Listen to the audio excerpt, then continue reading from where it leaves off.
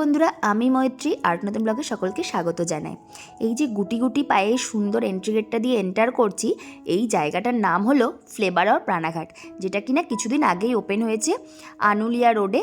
তোমরা কিন্তু গুগল করলেই পেয়ে যাবে জায়গাটার লোকেশান, আর আমি তোমাদের ডেসক্রিপশানেও এই লোকেশানটা দিয়ে দেবো। আর এই যে দেখতে পাচ্ছ, এই জায়গাটা কিন্তু একদমই সাডেন প্ল্যানে গেছি, মানে 26শে জানুয়ারির দিন আমি, আমার ভাই, আমার বর মিলে একটু ঘুরতে বেরিয়েছিলাম, তো আমাকে কিন্তু পুরোপুরি সারপ্রাইজ করে দিয়েছে। আর জায়গাটায় গিয়ে সত্যি বলছি আমি পুরো সারপ্রাইজই হয়ে গেছে, জায়গাটার সম্পর্কে আমার কোনো আইডিয়াই ছিল না। তো এন্ট্রি গেট দিয়ে ঢুকে ডান সাইডে ছিল ক্লাউড কিচেন, এই পুরো রেস্টুরেন্টটায় যেখানে রান্নাবান্না হয়, আর অপোজিট সাইডে ছিল রেস্টুরেন্ট। আর রেস্টুরেন্টটা এত সুন্দর থিমে সাজানো, পুরো নৌকার থিম। তো দেখছিলাম অনেকে এই নৌকাগুলোতে রিজার্ভ করে বসে খাচ্ছে, আবার অনেকে কিন্তু ওপরেও খাওয়া দাওয়া করছে। তো আমাদের হাতে কম সময় থাকার কারণে আমরা আর খাওয়া দাওয়া করতে পারিনি ওই দিন, কিন্তু ওখানে সবার মুখ থেকে কিন্তু খাওয়ার রিভিউটা বেশ ভালোই পেলাম। আর অপোজিট সাইডে ছিল ক্যাফেটেরিয়া। তো এই ক্যাফেটেরিয়াটায় গিয়ে তো আমার চোখ আরও জুড়িয়ে গেল, মানে গাছের মধ্যে লাইটগুলো দিয়ে এত সুন্দর করে ডেকোরেশন করা। আর এই যে জায়গায় একটা ঘর মতো আছে, তার ওপর দিকেই কিন্তু মানে কোনো কিছু বার্থডে বা কোনো অ্যানিভার্সারি সেলিব্রেশন করা যায়। তো এরকমই একটা সেলিব্রেশন হয়েছিল ওপরে দেখতে পারলে ব্যারিকেড করা, ওখানে যাওয়া যায় না, যদি কোনো অকেশানে কেউ বুক করে তখনই কিন্তু ওখানে এন্টার করতে দেওয়া হয়। আর চারিদিকটা এত আলো ঝলমল করছিল যে চোখ পুরো ধাঁধিয়ে যাচ্ছিল। এরকম একটা জায়গায় বন্ধুদের সাথে চিল করতে করতে ক্যারাম বোর্ড খেলার মজাটাই আলাদা। আর সেদিন ছিল 26শে জানুয়ারি, তাই খুব সুন্দর করে বেলুন দিয়ে ডেকোরেট করা ছিল। আর এই পাশেই যে এই ইনস্ট্রুমেন্টগুলো দেখতে পাচ্ছ, এগুলোও কিন্তু বাজানোর লোক ছিল, তো তোমাদের কিন্তু একটু পরে সেটা শোনাবো।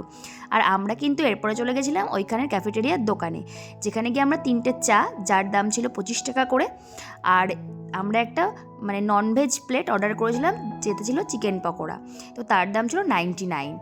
তো সেইগুলো কিন্তু অর্ডার করে দিয়ে কিন্তু চারিপাশটা একটু ঘুরে নিচ্ছিলাম। এরকম একটা শীতের সন্ধ্যায় গরম গরম চা আর সাথে চিকেন পকোড়ার লাইভ এরকম লোকসঙ্গীত শুনতে শুনতে, ফ্যামিলি হোক, কাপেল হোক বা তোমার বন্ধুবান্ধব হোক, সন্ধ্যাটা কিন্তু পুরো জমে যাবে।